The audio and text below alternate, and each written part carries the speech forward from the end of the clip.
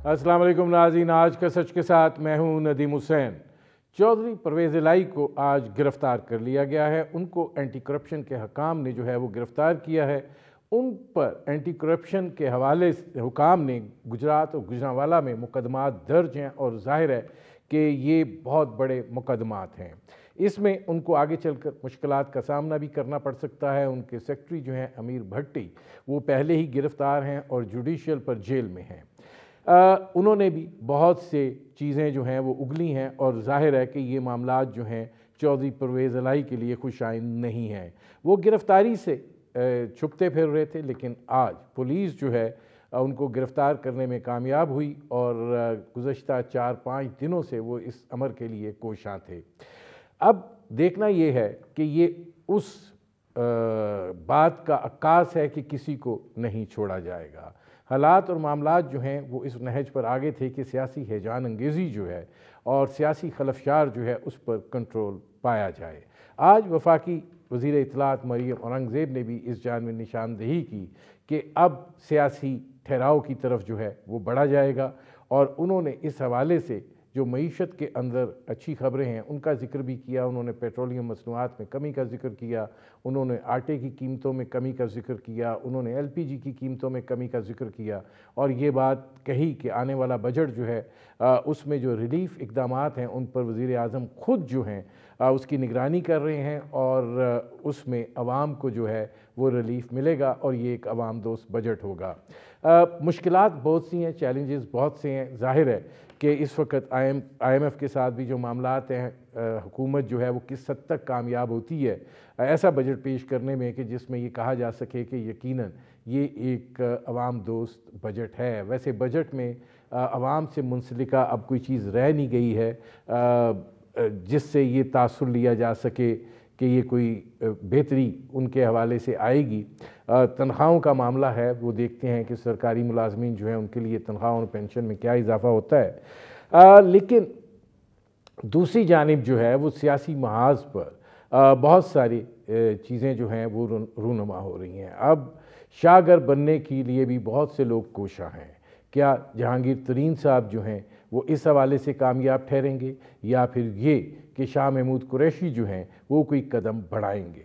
अभी तक दिखाई ऐसा दे रहा है कि जहांगीर तरीन साहब जो हैं वो भरपूर कोशिश कर रहे हैं कि वो एक नई पार्टी तश्कील दें और उस पार्टी के अंदर तहरीक इंसाफ के जितने उनके ग्रुप के लोग थे उनको मिलाकर और जो मुनहरिफ अरकान आना चाहें उनको मिलाकर जो है एक पार्टी तश्कील दी जा सके।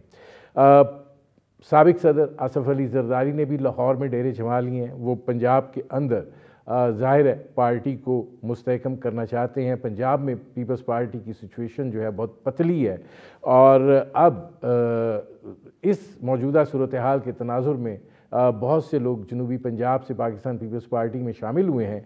अब देखना ये है कि क्या आसफ़ अली ज़रदारी साहब जो है पंजाब में पाकिस्तान पीपल्स पार्टी की पोजीशन को बेहतर बना पाते हैं कि नहीं बना पाते हैं।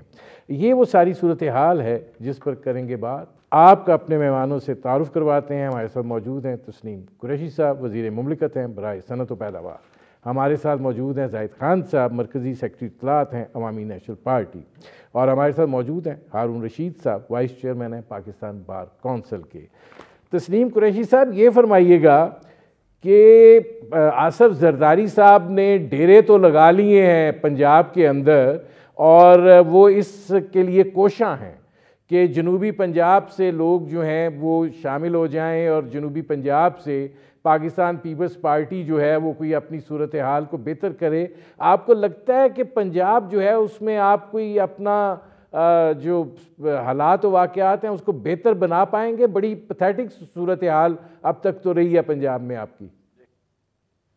देखें जी, अब इलेक्शन ईयर शुरू है और इलेक्शन अपने टाइम पे होने हैं, तो उसके लिए अब तैयारी के लिए जैसा कि हमारे चेयरमैन साहब ने, को चेयरमैन साहब ने कहा था कि इंशाल्लाह मैं खुद लाहौर बैठूंगा और इसके हवाला से जो हमारी कमियां हैं, कोताहियां हैं, हम उसको दुरुस्त करने की कोशिश करेंगे। जिसका सबूत तो आपके सामने है। कल 25 लोगों ने PTI के और ये कुछ दूसरे दोस्तों ने पाकिस्तान पीपल्स पार्टी ज्वाइन की है, जनूबी पंजाब के लोगों ने। तो इसी तरह 1-2 दिन में वस्ती पंजाब के भी कुछ लोग शामिल हो रहे हैं पीपल्स पार्टी में। تو میں سمجھتا ہوں ہم انشاءاللہ بھرپور طاقت سے، جو ایک آپ کا گلہ ہے کہ پیپلز پارٹی کمزور ہے، انشاءاللہ یہ دور ہو جائے گا، اور آپ دیکھیں گے کہ انشاءاللہ پاکستان پیپلز پارٹی وسطی پنجاب کے اندر بھی بھرپور طاقت کے ساتھ الیکشن میں جائے گی، اور انشاءاللہ ہمارے جو کینڈیڈیٹ ہوں گے مضبوط کینڈیڈیٹ ہوں گے، اور انشاءاللہ وہ سیٹیں بھی نکالیں گے۔ باقی جو باتیں ہیں، گفتگو ہے، وہ ہوتی رہے گی، لیکن اس وقت جو سب سے بہت اہم چیز ہے کہ لوگ جھوٹے وعدوں سے تھک چکے ہیں، اور لوگ یہ سمجھ چکے ہیں کہ ایک ہی واحد پارٹی ہے جو ملک کا دفاع کرتی ہے، ملک کو مضبوط کرنے کی بات کرتی ہے، جو اداروں کے اوپر قطعاً حملہ نہیں کرتی۔ اور میں سمجھتا ہوں اس لیے لوگوں نے کے اندر ایک اپریسیشن آئی ہے پیپلز پارٹی کے حوالے سے، اور پڑھا لکھا طبقہ بھی جو کسی زمانے میں باتیں کرتا تھا، نہیں، جو اس میں تسنیم قریشی صاحب یہ فرمائیے گا، تو اب وہ بھی لوگ اس بات کہنے پہ مجبور ہو گئے ہیں کہ پیپلز پارٹی نے ہمیشہ میں سمجھتا ہوں ملک کے دفاع کی بات کی ہے، اور انہوں نے ایک جی یہ میں آتا ہوں تسنیم قریشی صاحب، ذرا میں اس کو اوپن کر لوں۔ اب زاہد خان صاحب یہ فرمائیے گا کہ یہ جو اجڑتے چمن سے پرندوں کے اڑنے کا سلسلہ شروع ہوا ہے، میں یہ ابھی سوال کروں گا تسنیم قریشی صاحب سے، وہ اب مختلف مڈیروں پر جا کر بیٹھ رہے ہیں، تو خیبر پختونخوا میں آپ لوگوں کی کیا صورتحال ہے؟ آپ اپنے نظریاتی سوچ پہ قائم ہیں کہ آپ بھی آنے والے پرندوں کو دانہ ڈالیں گے؟ ندیم حسین صاحب، آپ نے بہت اچھا سوال کیا، اور میں سمجھتا ہوں کہ بالکل آپ نے صحیح کہا، یہ سیاسی یتیم لوگ ہیں اور بدقسمتی سے اسٹیبلشمنٹ کے جو پیدا کر رہے ہیں، اور جہاں پہ ان کو نظر آ رہے ہیں کہ یہاں پہ چاؤں مل جائے گی تو وہاں اڑ کے جا رہے ہیں۔ لیکن ہم جیسے سیاسی پولیٹیکل پارٹی، جس میں پیپل پارٹی بھی ہے، ان لوگوں کو اپنے جو صحیح ورکر ہے اس کے بدلے ان کو ٹکٹ نہیں دینا چاہیے، کیونکہ یہ تو سیاسی یتیم ہے، یہ تو کہیں نہ کہیں سے اٹھ جائے گا۔ جہاں پہ آپ ہماری بات کر رہے ہیں، ہمارے تو تقریباً 85% ٹکٹ تو ہم تقسیم کر چکے ہیں، تو ہمارے پاس کوئی جب آئے گا تو اس کو تو ٹکٹ تو نہیں ملے گا، اگر ایز اے ورکر کوئی آتا ہے تو ویلکم۔ لیکن بات یہی ہے کہ یہ ہمیں یہ جو کہانی ہے ہمیں ختم کرنا ہوگا سیاسی پولیٹیکل پارٹیز کو۔ یہ کیا بات ہوئی کہ کل اگر اسٹیبلشمنٹ ادھر سے ناراض ہوتا ہے اور ادھر سے بات کرتے، یہ پھر اڑ کے دوسرے میں چاہ کے بیٹھ جائیں گے، اور وہ لوگوں کا جو وہاں پہ قربانیاں دیتے جو سیاسی ورکر بن کے آ رہے۔ تسنیم قریشی صاحب سے میں بڑی ادب کے ساتھ کہ جو آپ لوگوں نے پنجاب میں جو آپ کے ساتھ تھوڑے تھے یا زیادہ تھے لیکن لوگ تو کھڑے تھے، جو لوگوں نے قربانیاں دی ان کی قربانیوں کو رائیگان نہیں جانا چاہیے، اور یہ جو سیاسی یتیم ہے ان کو ایسے نہیں اکاموڈیٹ کرے، کیونکہ ان کو سبق ملنا چاہیے، کیونکہ ہمارے ملک کا بیڑا غرق اس لیے ہوا کہ جو بھی ہمارے اسٹیبلشمنٹ یہ کنگ پارٹیز بناتی ہیں، تو وہ کنگ پارٹیز کا بھی ایک تو یہ کنگ پارٹیز والا مسئلہ ختم ہونا چاہیے، کنگ پارٹیز نہیں بننی چاہیے، کیونکہ پولیٹیکل ورکر یہ کام کر سکتے ہیں، اور پولیٹیکل پارٹیز جو ہے وہ اپنی سیاسی کارکن پیدا کرتے ہیں۔ بدقسمتی سے جو عمران خان ہیں اس نے تو ہجوم اکٹھا کیا، وہ ہجوم کہاں سے لے کے آئے، اور وہ ہجوم جب اس کو موقع مل گیا کہ وہ اب یہاں پہ کوئی اقتدار کے وہ نہیں ہے، ہوا نہیں چل رہی ہے، تو اڑ کے آپ والی بات ہے کہ پنچھی اڑ کے جا کے چاؤں دیکھ رہے، اور جہاں چاؤں اس کو ملتی ہے وہ آ رہے ہیں۔ زاہد خان صاحب میں آتا ہوں، اب ہارون رشید صاحب یہ فرمائیے گا کہ آج چودھری پرویز الہی کو گرفتار کیا گیا ہے، اور ظاہر ہے اینٹی کرپشن حکام نے کیا ہے، گجرانوالہ میں ان کے خلاف کرپشن کے کیسز جو ہیں وہ درج ہیں، کتنی مشکلات ہوں گی چودھری پرویز الہی کے لیے اس صورتحال میں؟ اور یہ چونکہ کرپشن کیسز کی بنیاد پر ہاتھ ڈالا گیا ہے، اس کی کوئی اور وجہ نہیں ہے؟ لیکن اصل میں جتنی کرپشن ہوئی ہے اس کے حساب سے تو اریسٹ ان کی بنتی تھی کہ انہوں نے جس عرصے میں ابھی چیف منسٹر رہے ہیں اس دوران انہوں نے اربوں کے گھپلے کیے ہیں، اور جو کیس ہیں ان کے خلاف وہ جینون ہیں۔ ان کے بیٹے نے بھی منی لانڈرنگ کی ہے، ان کے اپنے خلاف بھی یہ ہے، تو ان چیزوں ساروں کی اگر اب ملک میں کرپشن ختم کرنا چاہتے ہیں تو یہ ساری چیزیں انویسٹیگیٹ ہونی چاہیے، اور اگر جنرلی یہ کیس ہے تو یہ ان کے خلاف کارروائی بنتی ہے اور ہونی چاہیے۔ آپ کیا دیکھ رہے ہیں کتنا مشکل ہوگا ان کے لیے؟ کن کے لیے؟ چودھری پرویز الہی کے لیے آگے یہ زیادہ مشکل ہے ان کی، میرے خیال میں اب اتنی پوزیشن ہے ہی نہیں ہے، وہ تو خود ہی بیٹھ جائیں گے، چودھری شجاعت صاحب کے ساتھ ہی جا کے بیٹھ جائیں گے کہ میرا کچھ کریں۔ صحیح ہے، لیکن میں آتا ہوں اس پہ ہارون رشید صاحب۔ اب تسنیم قریشی صاحب یہ فرمائیے گا کہ جو بات کی ہے زاہد خان صاحب نے کہ نظریاتی کارکن ہوتا ہے، اور پاکستان پیپلز پارٹی کی اس میں ایک تاریخ ہے. بھٹو صاحب سے لے کر محترمہ بے نظیر بھٹو تک اور پھر اس سے آگے جو آپ کا نظریاتی کارکن ہے وہ ڈٹا ہے، وہ اس نے مار بھی کھائی ہے، سب کچھ برداشت بھی کیا ہے، اور میں سمجھتا ہوں کہ پیپلز پارٹی کی قیادت نے اس کو لیڈ فرام دا فرنٹ والا معاملہ تھا. لیکن یہ جو آپ فصلی بٹیروں پر آگے ہیں تو اس سے آپ کی پارٹی کو کیا فائدہ پہنچنا ہے؟ میں اس حوالے سے زاہد صاحب نے جو بات کی ہے ان کی بات سے اتفاق ہے، لیکن سب سے زیادہ جب بھی اٹیک ہوا ہے پاکستان پیپلز پارٹی کے اوپر ہی اٹیک ہوا ہے. ہمارے ہی لوگوں کو توڑا گیا، ماضی میں بھی جب پی ٹی آئی بھی بنی ہمارے ہی لوگوں کو وہ موٹیویٹ کیا گیا اور ان کو پی ٹی آئی میں شامل کروایا گیا. جیسے بھی سورسز انہوں نے استعمال کیے، پیٹریاٹ بھی جب بنائی گئی ہمارے ہی لوگوں کو استعمال کیا گیا اور وہ استعمال ہوئے. لیکن بات یہ ہے کہ اس وقت جو ایک بات ہے پاکستان پیپلز پارٹی کے چیئرمین نے ایک بات واضح کی تھی، آپ کو تھوڑا سا شاید یاد ہو، کہ انہوں نے کہا جب جس کسی کے بھی گھر کے اوپر پاکستان پیپلز پارٹی کا جھنڈا کسی وقت بھی لگا ہے اس کے لیے ہم دروازے کھول رہے ہیں، کیونکہ ہمیں بھی پتہ ان لوگوں کی مجبوریوں کا جو کسی مجبوری کے تحت ایک پاور کے ذریعے ان کو لے کے جایا گیا. کوئی وہ شوق سے ان پارٹیوں میں نہیں گئے تھے، کچھ ایسے لوگ بھی تھے جو شوق سے بھی گئے ہیں ایک دوسرے کو دیکھ کے، لیکن آپ نے اپنی پارٹی کی پوزیشنز ہے اتنا نقصان اے این پی کا نہیں کیا گیا، ان کے بندوں کو نہیں توڑا گیا جتنا کہ پیپلز پارٹی کے ہر دور میں لوگوں کو نقصان پہنچایا اور پیپلز پارٹی کو کمزور کرنے کی کوشش کی ہے.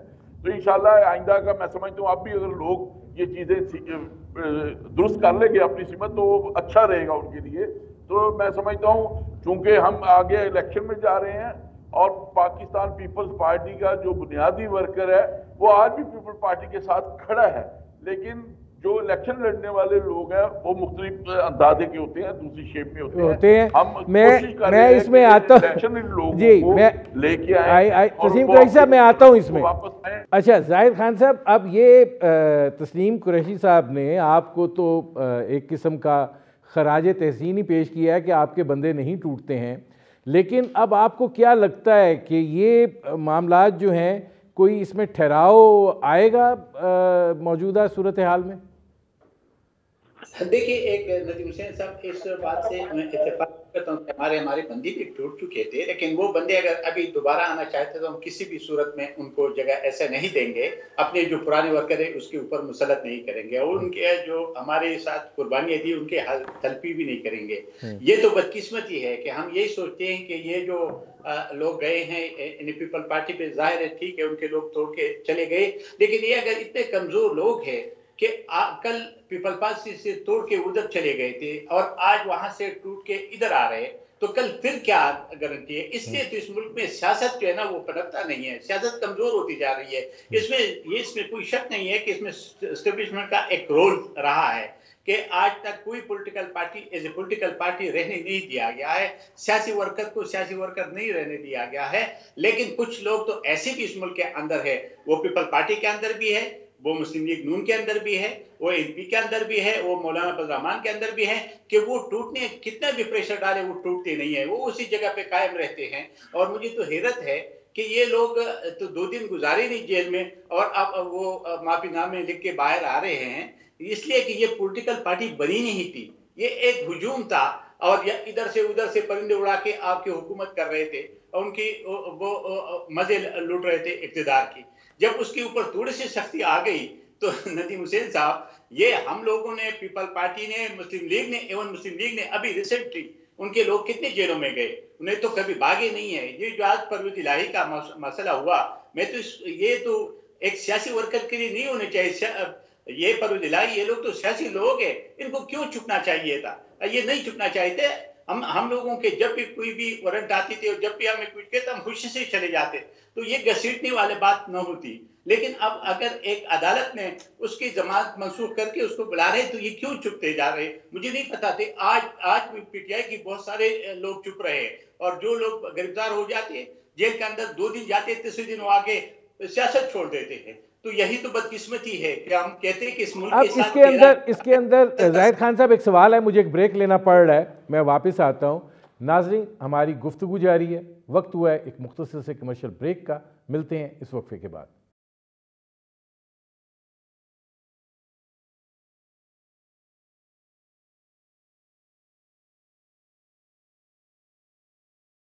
Welcome back. اچھا ہارون رشید صاحب، ایک اور چیز جس پر آپ سے بات کرنی ہے وہ یہ ہے کہ supreme court procedure and practice act جو ہے اس پر آج سماعت ہوئی، ملتوی ہو گئی۔ اس سے پہلے بھی ایک امپورٹنٹ سماعت تھی، وہ بھی ملتوی ہو گئی۔ اب آپ کو کیا لگ رہا ہے، سپریم کورٹ جو ہے وہ اپنے اندرونی معاملات میں الجھی ہوئی ہے جس کی وجہ سے وہ اعتماد اور یقین نہیں ہے کہ یہ سنا نہیں جا رہے کیسز؟ کیا آپ کو دکھائی دے رہا ہے، وجہ کیا ہے؟ یہ تو ایک پارلیمنٹ نے ایکٹ اگر پاس کیا ہے تو اس میں سمجھتا ہوں کہ سپریم کورٹ کی اختیارات میں کوئی کمی نہیں آئی، صرف اس میں امینڈمنٹ ہوئی ہے کہ پہلے سپریم کورٹ کو یہ اختیار تھا کہ وہ پرسٹیوشن آف بینچز کرے یا پھر سو موٹو ایکشن لے، لیکن اس میں یہ نہیں ذکر کیا گیا تھا کہ صرف چیف جسٹس صاحب کریں گے۔ اب انہوں نے کلیریفائی کر دیا ہے کہ 3 چیف جسٹس صاحب اور 2 سینئر ججز جو ہیں ان کی کنسلٹیشن سے بینچز کی کنسٹیٹیوشن ہوگی، اور سو موٹو کا ایکشن اگر لینا ہو تو وہ تینوں کی رائے سے لینا پڑے گا۔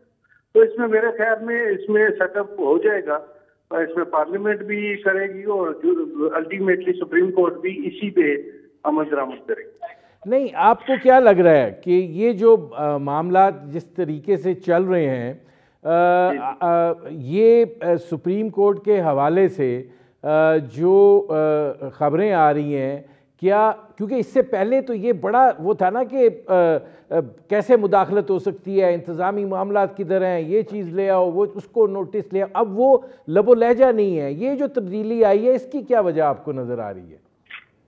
میرا خیال میں وہ بھی سپریم کورٹ بھی سمجھ گئے ہیں ججز صاحبان کہ یہ جو اگر پارلیمنٹ نے کیا ہے، ایک ایکٹ پاس کیا ہے، تو اس ایکٹ کو ایک یعنی کہ ٹوٹلی فارگو کرنا یا سیٹل کرنا یہ مناسب نہیں ہے۔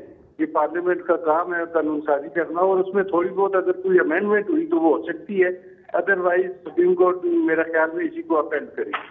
اچھا، دوسرا ایک اور سوال میں آپ سے پوچھنا چاہ رہا ہوں، اور وہ یہ ہے کہ یہ فرمائیں کہ یہ جو ایک تاثر ابھر کر آ رہا ہے کہ جی بار بار حکومت کی جانب سے یہ موقف اپنایا جاتا ہے کہ عدالتیں سہولت کاری کا کام کر رہی ہیں، آپ کو کیا لگتا ہے کہ کیسز کمزور فوٹنگ پہ ہیں یا کوئی اور وجہ ہے؟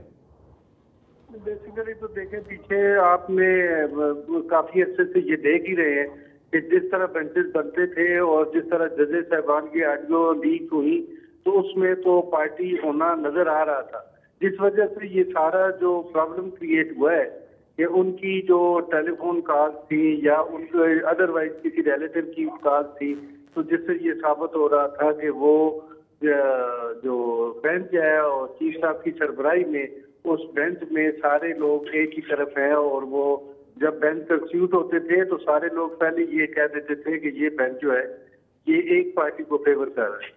تو میرے خیال میں سپریم کورٹ میں ایسی بات نہیں ہونی چاہیے، باقی جو سینئر ججز تھے ان کو بھی بینچ کا حصہ بنانا چاہیے تھا، جس میں قاضی فائزہ صاحب ہیں، طارق مسعود صاحب ہیں اور منصور شاہ صاحب ہیں، جائی آفریدی صاحب ہیں۔ تو ان لوگوں کو جو سینئر ججز تھے ان کو نہ کسی بینچ کا بھی حصہ نہیں بنایا گیا، اور کافی عرصے سے چیف صاحب اور اعجاز الحسن صاحب اور منیب اختر صاحب یہی پی ٹی آئی کے فیور میں جتنے بھی فیصلے ہوئے ہیں ان سارے فیصلوں میں یہی بینچ تھا۔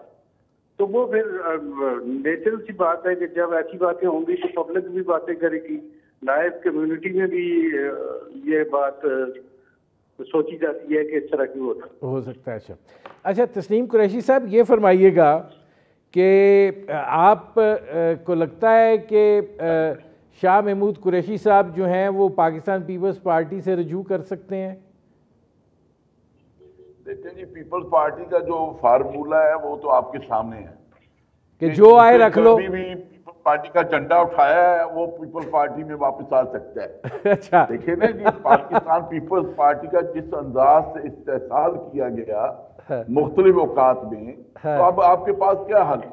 آپ دروازے بند نہیں کر سکتے. پالیٹکس ہے, پالیٹکس میں آپ کو کئی چیزیں اگنور بھی کرنی پڑتی ہیں. زاہد صاحب کی بات اپنی جگہ پہ درست ہے. ان کی پارٹی کے پے کی میں ہے, ہماری پارٹی چاروں صوبوں میں ہے, گلگت میں ہے, آزاد کشمیر میں ہے. جتنی بڑی پارٹی ہوتی ہے اس کے اوپر اتنے اٹیک ہوتے ہیں. تو اس لیے یہ بات ان کی اپنی جگہ پہ درست ہے, میں اس کو ڈینائی نہیں کر رہا. لیکن ہماری پارٹی جو ہے بہت بڑی پارٹی ہے, یہ چاروں صوبوں میں ایگزسٹ کرتی ہے, یہ گلگت بلتستان میں ہے. تو ہمارے اگر ہم ان چیزوں پہ آئے تو پھر تو ہم کبھی بھی وہ نہ اقتدار کی طرف اچھا تسلیم قریشی صاحب آتے ہیں. تسلیم قریشی ہمارے صاحب پاس جو سٹف ہے, جو ہمارے پاس سٹف ہے جس طرح کا بھی ہے, اللہ کرے گا اسٹیبلشمنٹ کا جو رول ہے اس کو جب منیمائز ہوگا تو سیاسی پارٹیاں میں سمجھتا ہوں بہتری کی طرف آئیں گی, مضبوطی کی طرف آئیں گی. ان کے اندر جو توڑ پھوڑ ہے وہ کم ہوگی. اگر ہماری سٹیج پہ یہ زاہد صاحب بھی ہوتے شاید وہ بھی یہی کچھ کرتے. آج جس پہ بیٹھے ہوئے ہیں وہ ان کا موقف میں کوئی کہہ نہیں رہا کہ وہ غلط کہہ رہے, وہ کہہ. زاہد خان صاحب یہ فرمائیے گا کہ آپ کو کیا لگ رہا ہے کہ شاہ محمود قریشی صاحب یا جہانگیر ترین صاحب یہ اس میں سے کون شاہ گر بننے جا رہا ہے؟ دیکھیے ٹھیک ہے, تسلیم قریشی صاحب اچھے آدمی ہیں, وہ ایک سیاسی ورکر ہے. ایک تو یہ بات ہے کہ ہماری پارٹی بلوچستان میں بھی ہے اس وقت. میرے خیال میں پیپلز پارٹی کے وہاں ممبر نہیں ہے, ہمارے وہاں 4 ممبر بیٹھے ہوئے اسمبلی میں, اور ایک سینیٹر بھی وہاں سے آیا ہوا ہے, ہماری بھی ہے. اور ہم ہر جگہ پہ ہماری جو ایک پالیسی وہ تھرو آؤٹ پاکستان ہے. جہاں ہماری پارٹی کمزور ہے وہ تو اپنی جگہ پہ, لیکن جگہ جہاں ہے ہم نے کبھی بھی ایسا نہیں کیا کہ کسی ایسے بندے کو اپنے ورکر پہ مسلط کیا, نہیں کریں گے. جہاں تک آپ نے جہانگیر ترین اور شاہ محمود قریشی کی بات کی ہے, بدقسمتی وہ تو ابھی 3 ٹولے بن رہے ہیں. ایک کہتے ہیں میں پارٹی بناؤں گا, دوسرے کہتے ہیں پارٹی کا, اور یہ دیکھ رہے کہ اسٹیبلشمنٹ کس کو سہارا دے رہے. یہ چیز نہیں ہونا چاہیے.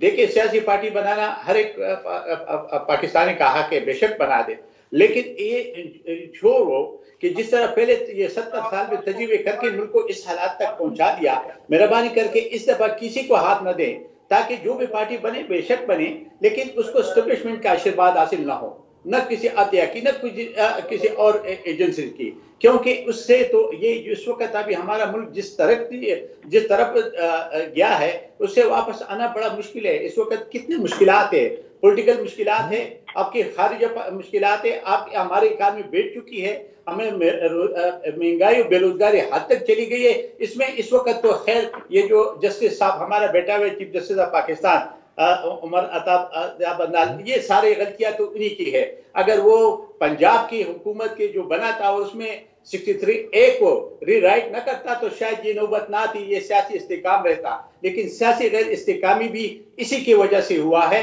تو یہ ان کو اس کے سزا ملنی چاہیے. اگر ہم یہی دیں گے کہ جو جنرل ہو اور وہ زیادتی کرے اس کو بھی سزا نہیں ملے, جو ججز ہو وہ بھی زیادتی کرے اس کو بھی سزا نہیں ملے, تو سیاستدانوں کو تو ملتی رہتی ہے, اور اگر سیاستدان غلطیاں کرتے ہیں تو ملنی بھی چاہیے, لیکن ان کو بھی بچنا نہیں چاہیے. کیونکہ اگر آپ اس چیز کو صحیح نہیں کریں گے تو آئندہ کے لیے پھر صورتحالوں کا, جس وقت ہم اتنے 24 کروڑ عوام یا 25 کروڑ عوام جس مصیبت سے گزر رہے ہیں, جس مشکلات سے گزر رہے ہیں, جس مہنگائی اور جس بے روزگاری سے گزر رہے ہیں, یہ ہمارے لیے بہت بڑا مشکل کام ہے ہو جائے گا. کے ساتھ جو ان کو کروا سکتے ہیں, لیکن سیاسی لوگوں کو مل بیٹھ کر اس کا ازالہ ہونا چاہیے, اس کو ایک صحیح ٹریک پہ لے کے جانا چاہیے. لیکن مداخلت نہ اسٹیبلشمنٹ کا ہو نہ عدلیہ کا ہو, کیونکہ سپریمیسی آف پارلیمنٹ ہے, اور پارلیمنٹ جو قانون پاس کرتے ہیں, جو قانون بناتے ہیں, یہ اس کا حق ہے. یہ کسی کورٹ کا یا کسی جسٹس کا یا کسی ججز کا کوئی کام نہیں ہے. آئین میں ان کو یہ اختیار نہیں ہے, اختیار صرف پارلیمنٹ کو ہے. ہارون رشید صاحب یہ فرمائیے گا کہ یہ جو اب ایک آئینی اور قانونی جنگ بھی چھڑی ہوئی ہے, آپ کو کیا لگتا ہے کہ یہ بھی ایک رول پلے کر رہی ہے صورتحال کو خراب کرنے کے حوالے سے؟ زیادہ تر تو صورتحال خراب ہی اس وجہ سے ہوئی ہے, جو آئینی رول پلے نہیں کیا گیا, جس وجہ سے صورتحال کافی گمبھیر ہو چکی ہے. آپ کے سامنے ہی ہے جو کچھ بھی ہوتا رہا ہے. تو میرا خیال میں اب معاملات جو ہیں وہ کچھ ٹھیک ہونے جا رہے ہیں, اور یہ چیزیں ساری جو بھی انکانسٹیٹیوشنل یا انلیگل تھی وہ ساری چیزیں ختم ہو جائیں گی اور معاملات ٹھیک ہو جائیں گے۔ آپ کو لگتا ہے کہ ایسی صورتحال میں کہ جب چیف جسٹس اور سینئر ترین جج جو ہیں وہ ایک دوسرے سے ہاتھ ملانے کے روادار بھی نہ ہوں، تو آپ کو سپریم کورٹ کے اندر کوئی بہتری کی صورتحال دکھائی دیتی ہے، یا یہ ٹکراؤ جو ہے یہ پھر عجیب و غریب فیصلوں کی جانب جاتا ہوا ہی دکھائی دے رہا ہے؟ لیکن سپریم کورٹ کا یا ججز کا تو کام ہے ان کی پرسنل لائکنگ ڈس لائکنگ تو دیکھنی نہیں ہوتی، یا ان کے اپنے ریلیشنز اچھے ہیں یا نہیں ہیں۔ یہ تو ملک کے لیے اور عوام کے لیے فیصلے کیے جاتے ہیں، اور جس جج کے پاس بھی جو میٹر ہوتا ہے اسے آئین اور قانون کو دیکھنا ہوتا ہے۔ تو میرے خیال میں وہ اپنے حالات جیسے بھی ہوں، کوئی تعلقات ان کے اچھے ہیں یا نہیں ہیں، لیکن ملک اور عوام کی مفاد میں جو کام ہے وہ کرنے چاہیے۔ اچھا، اب تسنیم قریشی صاحب یہ فرمائیے گا کہ 9 مئی کے بعد بہت کچھ بدل گیا ہے، آپ کو لگتا ہے کہ اس بدلی ہوئی صورتحال میں الیکشن جو ہیں وہ اپنے وقت پہ ہوں گے اور ہو بھی جائیں گے؟ یہ 9 مئی کا واقعہ بھی میں سمجھتا ہوں تو جو نہیں رونما ہونا تھا، اگر اس کو ویل ان ٹائم جو ادارے ہیں، جو ہماری پولیٹیکل لوگ تھے جنہوں نے یہ کیا، ان کی کوئی تربیت ہو جاتی، کیونکہ ان کی تربیت ہی شروع سے یہی تھی کہ گراؤ جلاؤ، جیسے شیخ رشید صاحب نے کہا تھا، ہم نے کہا تھا، جو پہلے دن جب یہاں پہ اسلام آباد میں دھرنا دیا گیا، یہ وہاں کی ٹریننگ تھی، وہ 10 سال ان لوگوں نے ٹریننگ دی کی نوجوانوں کی، اور وہ پھر واقعہ تو پھر ایسے رونما ہونے ہی تھے۔ تو اس کے ذمہ دار سب لوگ ہیں، کوئی خالی وہ ہی نہیں ہے، لیکن وہ اس وقت ادارے جو تھے انہوں نے ذرا بھی اس کے اوپر کان نہیں رکھا کہ یہ جو ہم کر رہے ہیں، یا جو عمران خان صاحب گفتگو کر رہے ہیں، یا شیخ رشید صاحب بات کر رہے ہیں، یا اور لوگ یہ جلاؤ گراؤ والی بات کرتے ہیں، یہ بہتر نہیں ہوتی، یہ ملک کے مفاد میں نہیں ہے، اس سے ملک کا نقصان ہوتا ہے، آپ کے ادارے کمزور ہوتے ہیں۔ تو یہ آج اس 9 مئی کے واقعہ جب رونما ہوا ہے، اب ہر کوئی کہہ رہا ہے کہ یہ غلط ہوا ہے، یہ غلط ہوا ہے، یہ واقعہ ہونا تھا تو انہوں کے سارے ذمہ دار ہیں۔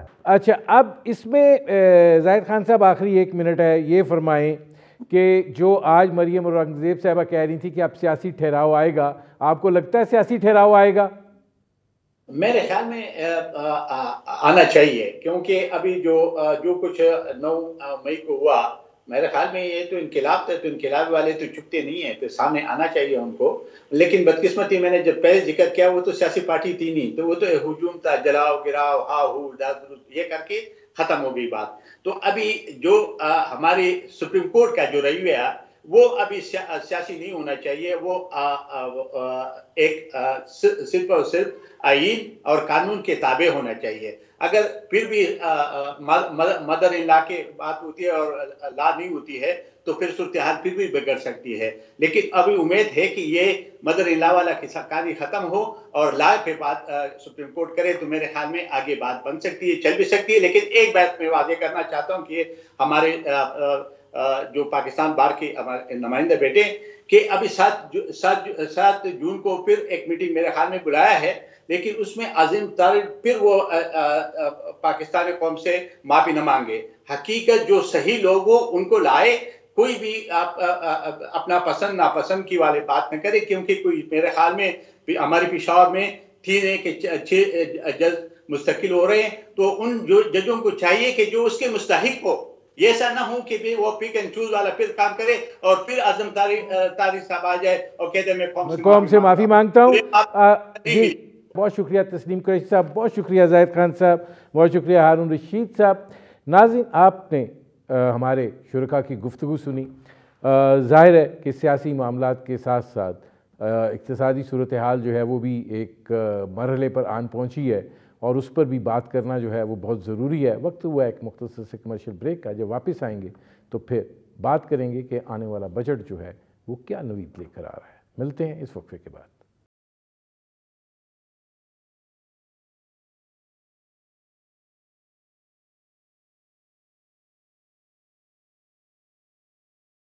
Welcome back. नाज़रीन, आज वफाकी वज़ीर इत्तलात मरियम औरंगज़ेब ने प्रेस कॉन्फ्रेंस की और जहां उन्होंने सियासी बातें की वहां उन्होंने माशी सूरत हाल के हवाले से भी गुफ्तगू की और उन्होंने ये बात कही कि हालात जो हैं उसमें बेहतरी आ रही है। उन्होंने पेट्रोलियम मसनूआत में 2 हफ़्तों के दौरान कमी की बात की, उन्होंने गंदम की कीमतों में कमी की बात की, उन्होंने घी की कीमतों में कमी की बात की और इसी तरीके से LPG की कीमतों में कमी की बात की। और उन्होंने ये बात भी कही कि गो के हालात जो हैं वो मुश्किल ज़रूर हैं, लेकिन आने वाला बजट जो है उसके अंदर आवाम को रिलीफ दिया जाएगा। लेकिन सूरत हाल ये है कि पाकिस्तान जो है वो IMF के साथ अपना जो मौजूदा मुआहदा है वो अधूरा छोड़ रहा है, वो मुकम्मल नहीं हो रहा। जितनी शराइतें पाकिस्तान ने पूरी की उसके साथ साथ नाक से लकीरें भी रगड़ी, लेकिन IMF जो है उसने कोई तवज्जो नहीं दी। और अब पाकिस्तान ये उम्मीद कर रहा है कि बजट के फ़ौरन बाद वो एक नए प्रोग्राम के हवाले से IMF से बात करेगा। वो प्रोग्राम इस प्रोग्राम से भी ज़्यादा सख्त होगा और उसके असरात जो हैं वो ज़ाहिर है कि तमाम शोबाजात इस मुमलिकत खुदादात पर जो हैं वो पड़ेंगे और क्या वो तसलसल जो है वो कायम रह सकता है। इस वक्त भी मुल्क एक बड़ी मुश्किल सूरत हाल जो है वो उससे गुज़र रहा है। आने वाले बजट के अंदर क्या रिलीफ हो सकता है सिवाय तनख्वाहों में इजाफे या उसके बाकी जो मामलात हैं वो तो बजट से बाहर हैं। लेकिन पाकिस्तान की इस वक्त जो ज़र मुबादला की सूरत हाल है वो यकीनन नाजुक है। और फिर उसके बाद डॉलर का उतार चढ़ाव, आज डॉलर 1,20 रुपये गिर गया। क्या ये एक दिन में होता है? क्या कमाल होता है कि डॉलर पहले 325 पर चला जाता है, फिर 299 पर आ जाता है, 298 पर आ जाता है। तो ये वो सूरत हाल है जिस पर करेंगे बात। मेरे आज के मेहमान जो हैं वो पाकिस्तान के मुमताज़ सनतकार हैं, पाकिस्तान की मईशत को बहुत अच्छे तरीके से देखते हैं, जानते हैं और ज़ाहिर है कि जो हुकूमती मामलात हैं उनमें उनका बहुत अमल दखल भी है। मेरे आज के मेहमान ज़ुबैर मोतीवाला, चेयरमैन टुडे। ज़ुबैर मोतीवाला साहब, ये फरमाइएगा कि हम IMF का प्रोग्राम अधूरा छोड़ रहे हैं, उसके बाद हम बजट भी पेश कर रहे हैं, तो आपको क्या लग रहा है कि ये बजट की सूरत हाल जो है ये क्या होगी जब आप IMF का प्रोग्राम भी अधूरा छोड़ रहे हैं और वैसे भी हालात जो हैं वो नाजुक हों? देखिए, सबसे पहली बात ये है कि हम छोड़ रहे हैं ये कहना मुनासिब नहीं है। हमने अपनी पूरी कोशिश की है और अभी हमारी कुछ 2-4 दिन पहले वज़ीर आज़म साहब से मुलाकात थी, उसमें वज़ीर आज़म साहब ने कहा मैंने भी बात की है और हम कोशिश करेंगे कि IMF के प्रोग्राम को कंटिन्यू करें और उनकी जो शराइत हैं उनको हद्दुल इम्कान पूरा करने की कोशिश करें। तो ये ऐसा नहीं है कि हमने छोड़ा है, ये हम जो है ना उसको लेना चाहते हैं, क्योंकि आपकी बात बिल्कुल ठीक है जो आपने इंटरव्यू में कही, अगर ये इसको छोड़ देंगे तो 9th प्रोग्राम, अगर 9th ट्रैश लेने के लिए हमको जो है ना बहुत ज़्यादा उनकी कड़ी शराइत माननी पड़ेगी। तो मेरा अपना ख्याल ये है कि डार साहब is continuing with his efforts कि वो जो है ना कंटिन्यू करें और हमको ये 1.2 बिलियन की जो ट्रांच है वो आ जाए और यही हमारे हक में बेहतर होगा अगर हम कंटिन्यू कर सकें। अगर कंटिन्यू करते हैं तो उसके क्या मुज़मरात हैं और उसके क्या पेनल्टीज हैं वो हमको, आप सबको पता है कि उनकी जो है ना उनके अंदर गैस की प्राइसेस हैं, इलेक्ट्रिसिटी की प्राइसेस हैं, इंटरेस्ट रेट हैं, फिर आपका फास्ट के जरिए रिफंड की पेमेंट्स हैं, DLTL की डिसकंटिन्यूटी है। मतलब बहुत सारे ऐसे इकदाम हैं जिससे हम जो है ना हमारी कॉम्पिटिटिवनेस पे असर आता है। लेकिन चूंकि जो हमारा फिस्कल स्पेस इस वक्त नहीं है और हमारा ट्रेड अकाउंट डेफिसिट काफी बड़ा हो गया, वो कि हमने करंट अकाउंट डेफिसिट पे काबू पाया है और हम उसके दौरान हमारा करंट अकाउंट डेफिसिट सरप्लस में आज 2 या 3 महीने हो गए, क्योंकि हमने इम्पोर्ट्स रोक दी हैं और बहुत सारे और मामलात हमने किए हैं।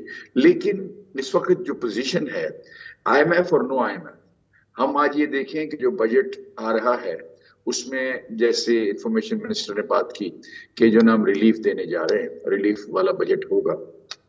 तो अगर रिलीफ वाला बजट है तो फिर आपकी बात ठीक है, फिर IMF का कहाँ स्टैंडिंग होगी, क्योंकि IMF के हिसाब से तो अभी 22% और गैस के रेट बढ़ने चाहिए, कुछ पता नहीं, हम सुन रहा हूँ कि मैं कोई और 11-12% इलेक्ट्रिसिटी के रेट्स बढ़ने चाहिए, और बाकी सारी बातें जो है ना वहाँ हैं। तो इस सूरत में तो आप देखिए हमारा कॉस्ट ऑफ डूइंग बिजनेस ऊपर जाएगा। हम एक तरफ बात कर रहे हैं, वज़ीर आज़म कहते हैं कि मुझे एक्सपोर्ट बढ़ाना है, डॉक्टर साहब भी यही बात की है। मैं इसमें एक सवाल है, ज़ुबैर मोतीवाला साहब, आपकी चूँकि वज़ीर आज़म से मुलाकात हुई है और ज़ाहिर है कि आप मेजर बरामद कुनिंदगान में से एक अहम शख्सियत हैं, ये फरमाइएगा कि 21% शरह सूद और इस वक्त जो बिजली और गैस की कीमतें हैं, ये ख़बर आई थी कि आपको शायद गैस अब रियायती नर्ख पर फराहम की जाएगी ताकि आप बैनुल-अक़वामी मार्केट में कोई मुकाबला कर सकें। वज़ीर आज़म साहब से बात क्या हुई है? आपको क्या लगता है ये जो अब हमारी जो चादर है वो अब घुटनों से भी ऊपर आ गई है और सर की तरफ से सीने से भी नीचे आ गई है, तो हमारा बनेगा क्या?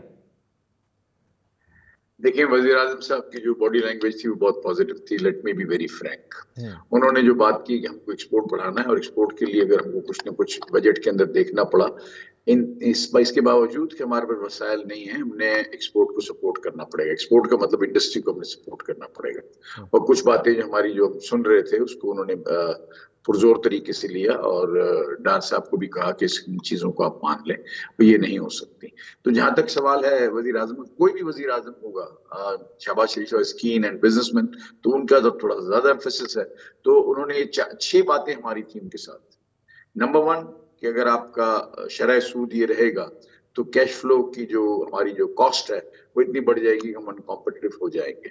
नंबर 2 एनर्जी की बात की, एनर्जी के अंदर गैस जो है उसकी अवेलेबिलिटी की बात हुई और उसके टैरिफ की बात हुई कि अगर बांग्लादेश में $4.5 का टैरिफ है तो मैं $12 या $6 कैसे दे सकता हूँ, उसी के ऊपर बहस हुई और उसके ऊपर जो है ना हमने फिर इसके बाद उन्होंने टास्क दिया नवीद कमर साहब को कि जी इसके मामले को हल करें। कराची में बिलखुसूस जो है ना इंडस्ट्रियां चल नहीं रही, सैटरडे संडे 2 दिन का हॉलिडे कर दिया है गैस कंपनी ने, और मतलब नामसाहब हालात हैं बहुत ज्यादा।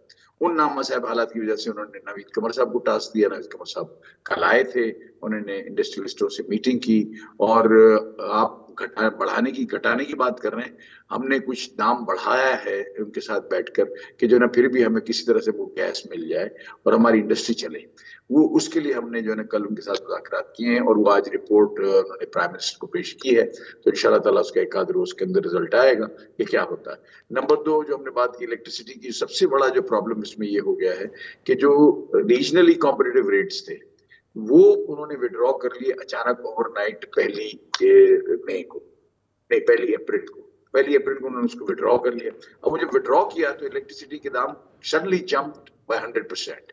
ये जो जंप है 100% का, गो के वो उनके ऊपर आया जो कि एसएमईज हैं या मीडियम साइज यूनिट्स हैं जो अपनी जो एनर्जी है उसको बापडा के साथ या केई के साथ उसकी जो है ना उसको इस्तेमाल करते हैं। उनके लिए जो है ना नाकाबिले मतलब ये नाकाबिले हो ही नहीं सकता, नाकाबिले कबूल है, क्योंकि ये तो फीसिबिलिटी नहीं है। अगर आप उसको 20 रुपए के रेट को अगर आप 40 रुपए 42 रुपए ले जाएंगे तो आपकी कहाँ होगा। और ये जितने एसएमईज हैं या जितने जो आपके मीडियम साइज यूनिट्स हैं ये तमाम कैटर करते हैं एक्सपोर्टर्स को, तकरीबन तमाम 80% 85%, क्योंकि वो अगर आप किसी को भी देख लें तो वो जाहिर है बड़े एक्सपोर्टरों के लिए जो ना अपना अगर कोई ग्रे क्लॉथ बना के दे रहा है तो उन्हीं के लिए दे रहा है। तो इन तमाम चीजों को देखते हुए जो हमने से कहा कि इसको जो ना आपको वापस जो है ना उसको रीजनली कॉम्पिटिटिव रेट पे ले जाना पड़ेगा। अगर उसके और हम नहीं ले जाते then it will be uncompetitive चीज हो जाएगी। चौथी चीज हमने कहा कि आप DLTL जो क्लेम्स हैं जो राइट हैं, जिनको हमने आपने मैच्योर कर दिया, जिनको FBR ने आगे भेज दिया, उसको आप जो है ना इसको हमें रिलीज करें। 5वीं चीज हमने ये कही कि जो आपके जो फास्ट के जरिए जो सेल्स टैक्स रिफंड थे वो ठीक आ रहे थे। 72 घंटे का प्रॉमिस था, 6-8 दिन के अंदर 10 दिन में महीने में आ जाते थे। अब जो है ना RPOs आ गए हैं अप्रैल तक के, लेकिन पेमेंट जो है वो जनवरी फरवरी की बाकी है। तो आज जो कैश फ्लो का दाम है वो 23-24% है। अगर आप हमारे पैसे रोकेंगे तो हमारा तो कैश फ्लो नहीं होगा, तो हमको बोरो करना पड़ेगा। तो पहले बोरो। अच्छा, इसमें एक और सवाल है जी, कॉस्ट ऑफ डूइंग बिजनेस बढ़ जाएगा। जब आप कॉस्ट ऑफ डूइंग बिजनेस बढ़ जाएगा तो आप कॉम्पिटिटिव नहीं रहेंगे। आज आप देखिए जो हम बात करते हैं कि अमेरिका में रिसेशन है या यहाँ है, बांग्लादेश ने $5 बिलियन का एक्सपोर्ट बढ़ाया है, तो हमारा क्यों कम हुआ? हमारा 2 बिलियन के करीब जो है ना टेक्सटाइल का एक्सपोर्ट कम हो जाएगा, तो ओवरऑल को $3 बिलियन कम होंगे। तो इसकी वजह वजूहत को हम देखते हैं तो ये वजह है, इन 5 या 6 फैक्टर्स जो हैं इनको अगर गवर्नमेंट एड्रेस कर दे तो हम आगे बढ़ जाएंगे। बढ़े। अच्छा, इसमें अब एक और सवाल है ज़ुबैर मोतीवाला साहब, ये फरमाइएगा, ये जो डॉलर जो है ये एकदम या तो ऊपर चला जाता है या फिर एकदम ये डाइव मार के नीचे आ जाता है, क्या मसला क्या है, हो क्या रहा है? देखिए जी, स्पेकुलेटर्स जो है ना यहाँ काम करते हैं, और जो हमारी ओपन मार्केट की जो मंडी है वो काफी बड़ी है और वो बड़ी वॉलेटाइल है। प्लस जब कोई बड़ी पेमेंट आती है तो उसके अंदर भी जो है इसके वजह से भी प्रॉब्लम आते हैं।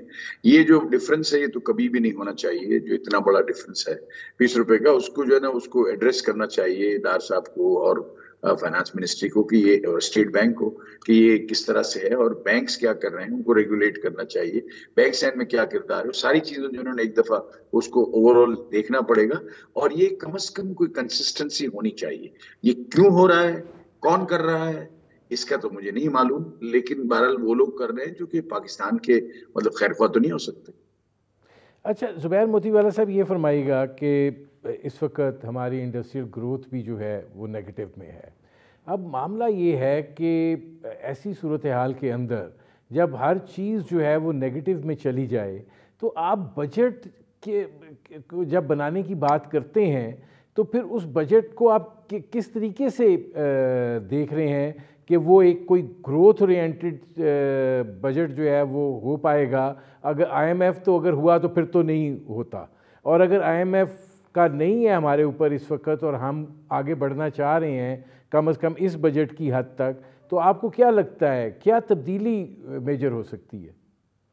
मैंने यही 6 बातें आपको बताई एक्सपोर्ट के हवाले से, इन 6 की 6 को दुरुस्त करना पड़ेगा। और जो हमने ये कहा वज़ीर आज़म साहब से कि आप जब ये ग्रोथ हो रही थी और जब एक्सपोर्ट बढ़ रही थी, उस वक्त जो हालात थे, हालात से मुराद जो आपकी तरफ जैसे सेक्टर के जो हालात थे, जो आपके इंटरेस्ट रेट थे, जो आपकी जो DLTL की पेमेंट्स थी, जैसे उस वक्त थी जब एक्सपोर्ट बढ़ रहा था, आज अगर एक्सपोर्ट कम हो रहा है तो आपको वो सारी चीजें दोबारा लानी पड़ेंगी जो उस वक्त थी जब एक्सपोर्ट जो है ना उसका ऊपर जा रहा था।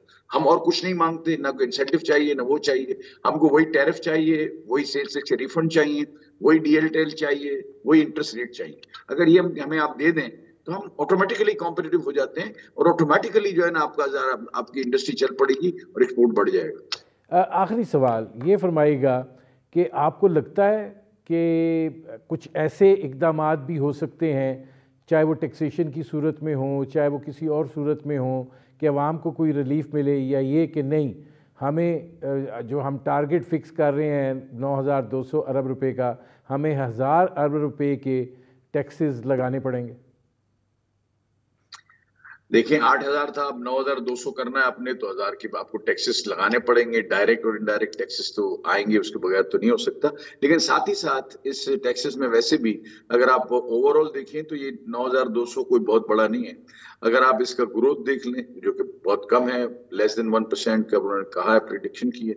और जब आप डॉलर की रुपी पैरिटी देखते हैं तो पिछले साल गालिबन उन्होंने 200 और 30 रुपए में कैलकुलेट करके बजट बनाया था। अगर आज ये 290 रुपए से बना रहे हैं तो अगर आप इन दोनों का डिफरेंस देखें तो ये 1200 बिलियन से कम है। तो मतलब ये कि ये बढ़ा नहीं रहे, ऑटोमेटिकली जो कस्टम स्टेज के ऊपर जो इंपोर्ट होती है उसके अगर $1 के ऊपर अगर कुछ 240 रुपए भी ड्यूटी मिलती थी, अब 290 पे मिलेगी। 8 रुपए हैं, इस पे अगर आप 40% भी गिन लें तो आप देख लें कितने रुपए बन जाते हैं, ये 1200 से ज्यादा बन जाते हैं। मेरा नहीं ख्याल है कि नए टैक्सेस लगाने की जरूरत है, इसलिए अभी भी जो आपकी सीलिंग बस्ट हुई है या जो आपका जो कलेक्शन पूरा हो गया है उसकी वजह भी यही है कि जी आपका जो इन्होंने 240 से लगाया, रुपए में कलेक्शन होता है, हम डॉलर जब बढ़ता है तो उसके अंदर इफेक्ट आता है। हम तो 12 कह चुके हैं कि आपको कहीं कस्टम की वैल्यू के लिए डॉलर को फिक्स करना चाहिए, बेशक आप उसको ले लें। ज़ुबैर मोतीवाला साहब, मेरे प्रोग्राम का वक्त ख़त्म हो रहा है, बहुत शुक्रिया ज़ुबैर मोतीवाला साहब। नाज़रीन, आपने हमारे पैनल के शुरका की गुफ्तगू सुनी, अब तक के लिए इतना ही, इजाज़त दीजिए, अल्लाह हाफ़िज़।